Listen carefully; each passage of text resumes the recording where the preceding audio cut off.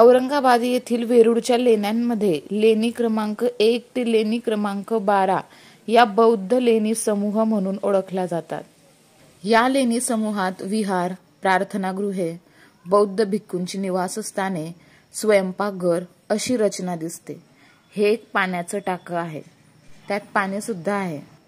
हे एक चैत्य लेणी आहे, म्हणजे त्या काळचे पूजास्थळ.